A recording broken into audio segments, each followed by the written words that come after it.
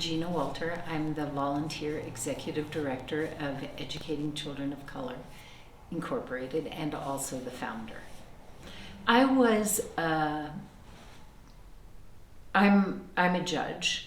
I was a juvenile magistrate from 1987 to 2008 and a county court judge from 2008 until 2019, and now I'm a retired judge. So, and a senior judge is what I am. So I'm like a substitute teacher. I go around the state and fill in wherever judges are missing. But in 1995, I had already been on the bench for 8 years, and I went to a conference on disproportionate minority confinement. And I really believed that I treated everybody the same regardless of race or ethnicity. And I was at the conference, and about day 3, I have this epiphany that if you are a black juvenile male and you come into the detention center on possession of crack cocaine charges, that I assume you are a dealer. And because you're a dealer, you don't get a substance abuse evaluation, you don't get treatment, and you don't get out of detention. I had no evidence to support that. White juvenile male, exact same charges. I assumed you were a user. And because you were a user, you got a substance abuse evaluation, you got treatment, and you got out of jail. Again, I had no evidence to support that. It was simply my implicit bias. And so I came back then in 1996 and started what was the 4th Judicial District Disproportionate Minority Confinement Task Force, which at that time just looked at juvenile justice. And then we expanded our focus because it became clear that if you were particularly a black child and you were involved with the Department of Human Services, that the first intervention was placement as opposed to services in the home. And again, if you were a black child, less likely to end up in kin care, more likely to age out of the system without permanence. And if you were a child who was involved both in the delinquency system and the Department of Human Services system, it was a straight shot to the Division of Youth Corrections, particularly if you were a child of color. And so we became then the Minority Overrepresentation Committee of the court, and it still exists. But in 2007, we realized that the one thing that all of our kids had in common was education. And so that's how Educating Children of Color came about. So our mission is to dismantle the cradle-to-prison pipeline for children of color and children in poverty through education. And we do that through a number of different avenues. One that's really important to me right now, because we have a deadline approaching, is that we provide scholarship money to students for higher education, for trade schools, and we're giving away $150,000 as a result of private donors, beauty brands, G.E. Johnson, and this year we received a substantial grant from USAA. So we're giving away $150,000 in scholarships on January 15th of 2022 at the Educating Children of Color Summit. And the deadline for that is December 15th, the deadline to register for the summit and to apply for scholarships. So that is on my mind right now, is that I need to get youth to apply for those scholarships. The scholarships are available to anybody regardless of race or ethnicity, gender identity, sexual orientation, ability. We're actually seeking out youth who come from the foster care system, youth who identify as LGBTQ plus. So we're really invested in youth and in all youth. The website for applications is at educatingchildrenofcolor.org, and if you click on scholarships, it will walk you through it. It's not difficult. We don't require a minimum GPA. We don't require you to submit information about your financial circumstances. And USAA, for USAA, this is part of their racial equity commitment. And for us, it's our commitment to youth. We have in the past awarded $232,000 in scholarships, and that's over 14 years. So this year we'll be awarding 5 times as much as we've ever awarded in the past. So that's really exciting. And that very first event in 2008 was the Educating Children of Color Summit, the inaugural one. We had 350 teachers, parents, and students, and everybody attended the exact same classes. Since then, it has expanded dramatically. We have about 1,600 people attend each year. It's always the MLK Junior Weekend, the Saturday of the MLK Junior Weekend. And we have a track for youth specifically and a track for adults specifically. For youth, our goal is to teach them about life skills, self-empowerment, how to survive an encounter with the police, to teach them about career opportunities and higher education. Our goal with the adults is to teach parents how to communicate with schools and their kids, to teach educators, child welfare professionals, juvenile justice professionals, how to retain and inspire kids who don't look like them, weren't raised like them, instead of pushing them out of the education system and into the juvenile justice or criminal justice system. So we have Tim Wise, who is one of the leading white anti-racist activists in this country. He's the author of White Like Me, Reflections of a Privileged Son, and 9 other books. We have Representative Park Cannon. She's a Black, queer, 29-year-old House of Representatives individual who was one of the people who was arrested when the Georgia governor was signing the voter suppression laws. And she's doing a session for adults on what's in a pronoun, increasing equity and safety for LGBTQ youth, and doing a session for the students on Good Trouble, the legacy of John Lewis. So the summit itself is on January 15th this year. It's always free for students and parents. It's $35 for professionals and provides continuing education credits for them. For teachers, it's eight contact hours towards their licensure renewal.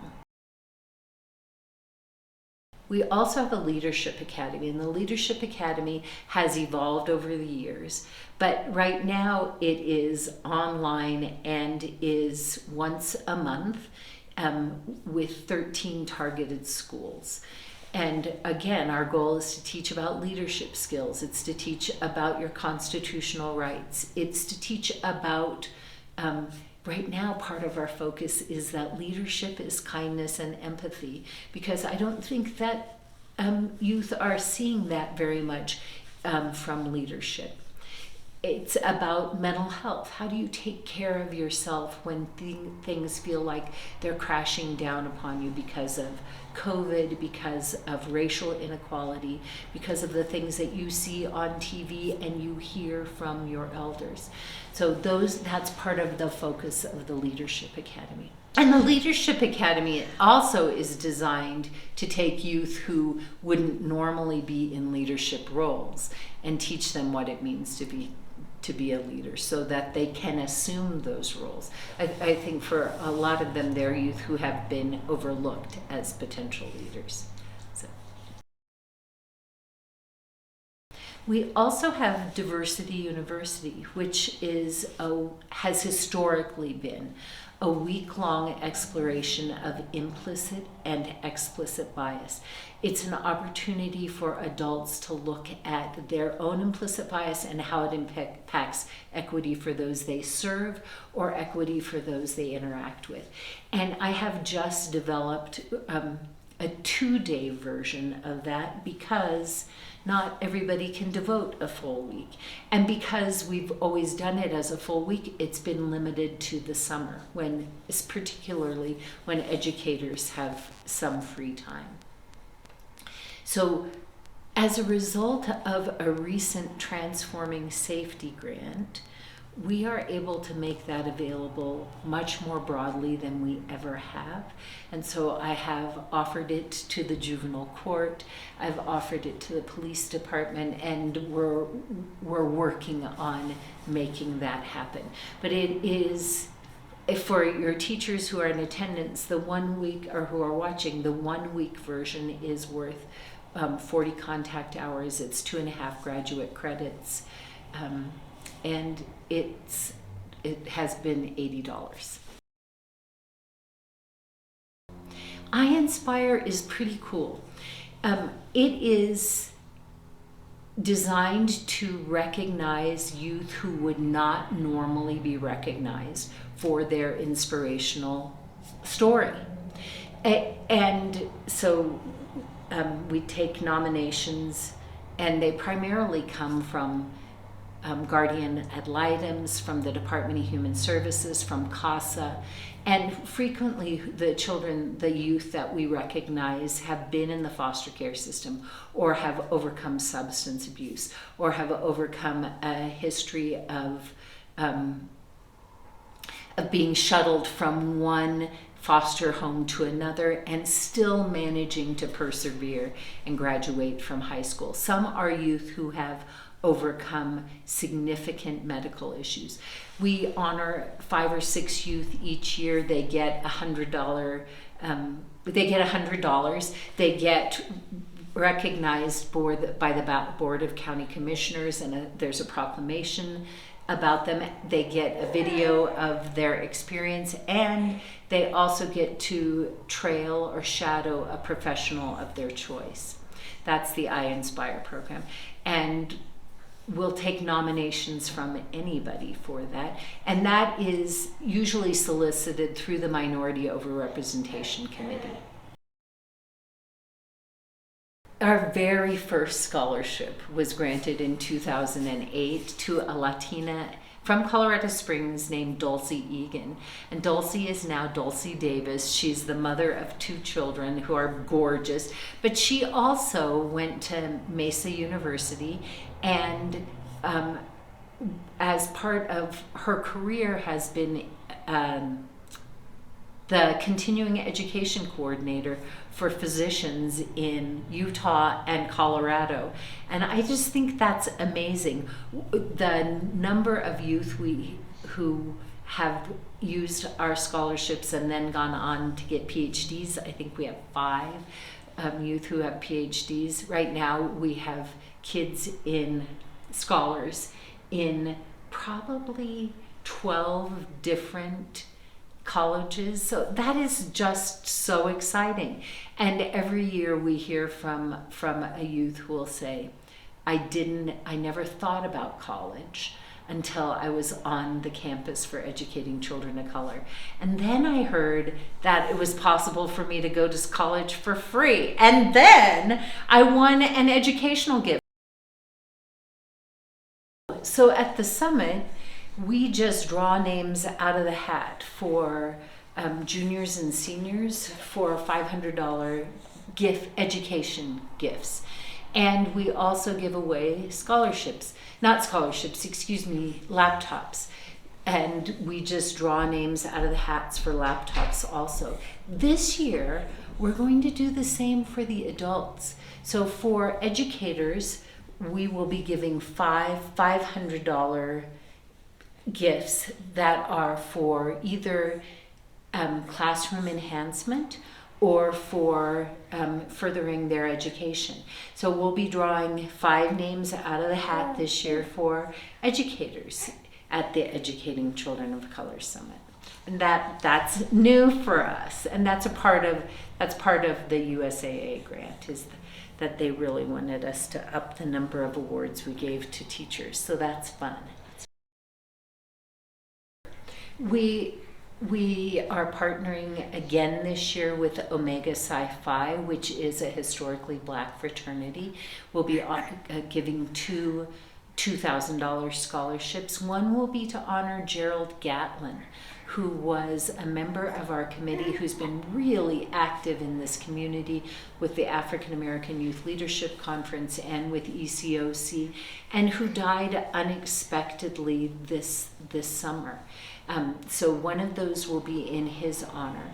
We're giving away 2 scholarships sponsored by Beauty Bar for individuals who are interested in a career in cosmetology. We're giving away scholarships sponsored by G.E. Johnson for individuals who are interested in careers in construction. And we'll be giving away 3 scholarships for single moms.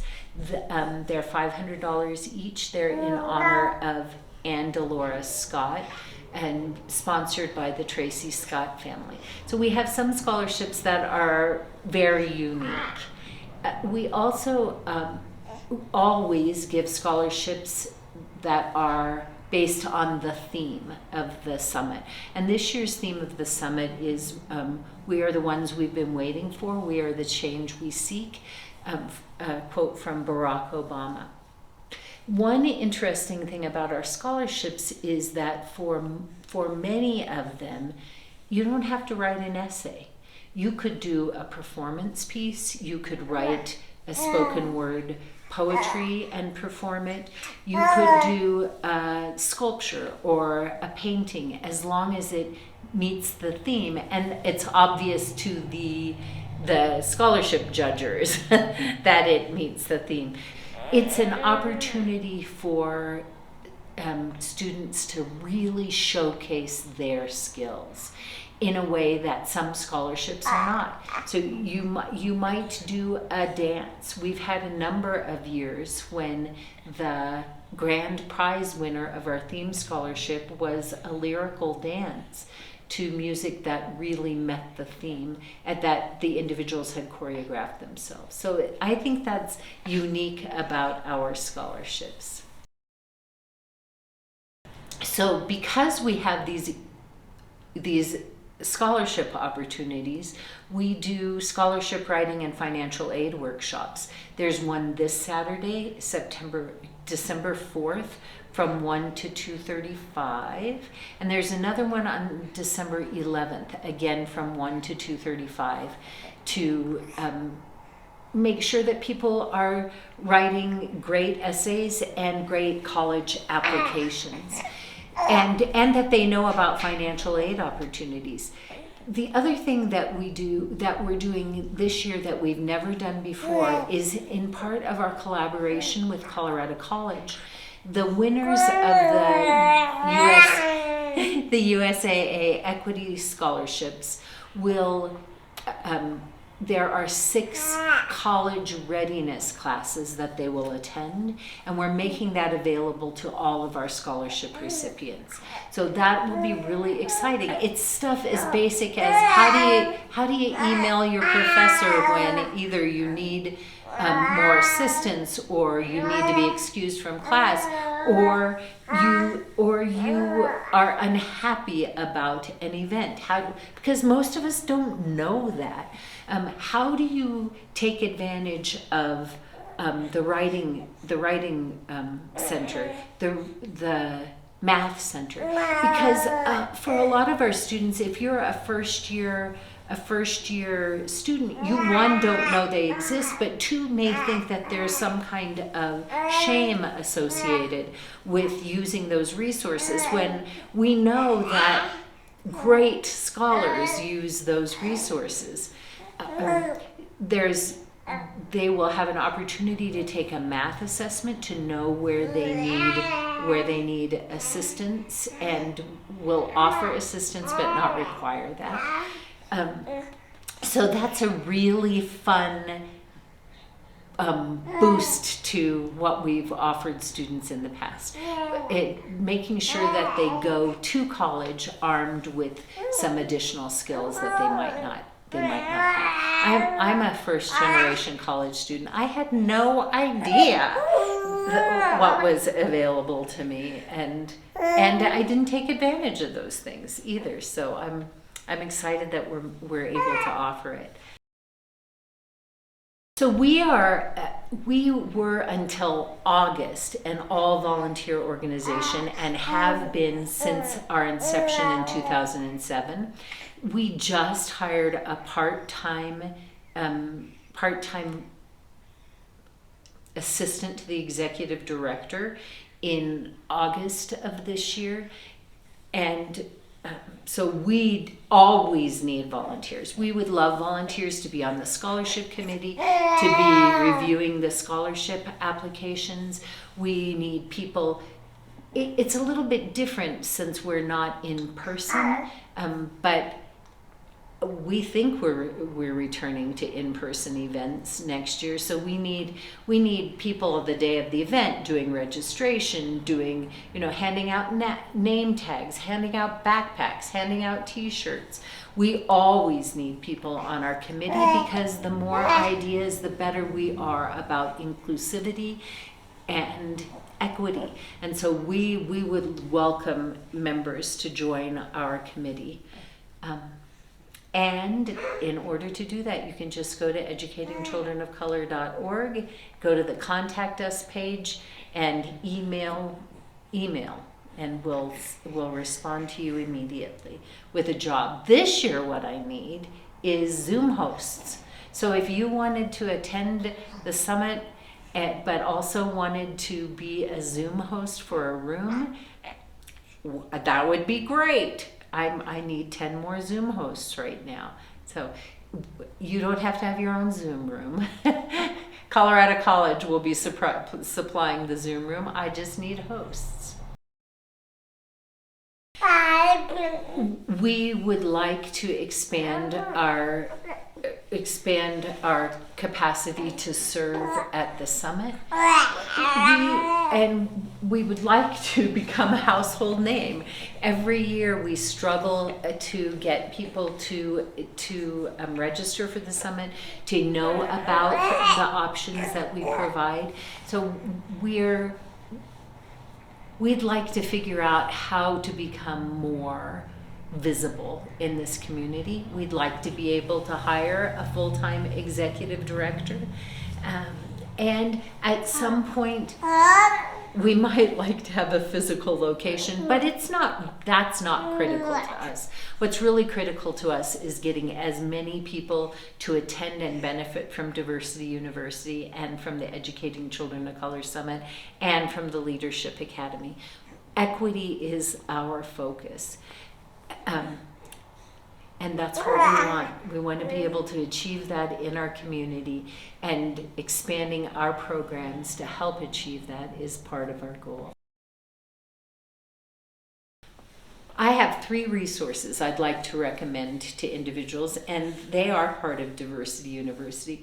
But if you have any questions about our history as a country, there's a fabulous film by the Southern Poverty Law Center called The Shadow of Hate. And it gives a great history of us as a country and about how we as a country have vilified each succession of immigrants, and also what we've done to each other. It's a great history. I also recommend a video by Tim Wise, who's going to be presenting at the summit. I recommend Between Barack and a Hard Place, particularly the first 30 minutes, because it gives us an idea of how how individuals have benefited from government intervention on their behalf. White individuals have benefited from the government intervention on their behalf, and is sort of an explanation of how disparities have come about in terms of wealth. I just think it's a valuable resource. And then the other thing I'm recommending is a TED Talk by Jennifer Eberhardt.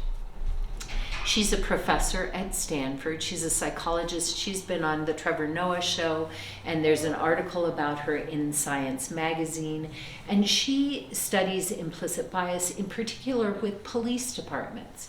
And she talks about how you can add friction to your responses to people who are different than you, and how by adding friction and slowing down, bless you, by adding friction and slowing down, you may be able to check your implicit biases. Despite our efforts, if you are Black or brown, you're more likely to live in poverty. If you are Black or brown, you're more likely to be subject to school discipline than your white peer. If you are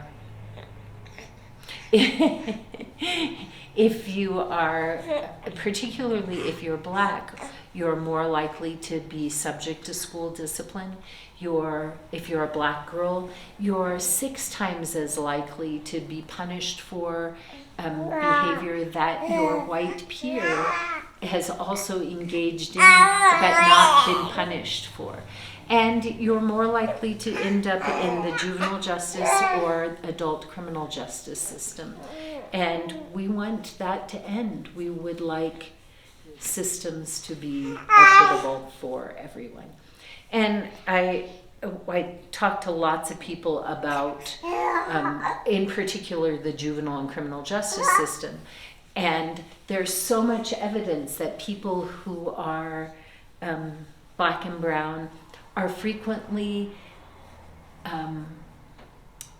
convicted for crimes that they didn't commit. So when you look at exonerations in this country, about 50% of the individuals who've been exonerated for crimes that they did not commit are Black, despite the fact that Black individuals only represent 14% of our population.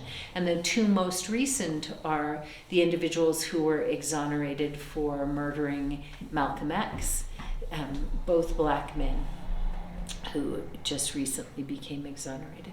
We want to dismantle the cradle-to-prison pipeline, and we want everyone to experience equity.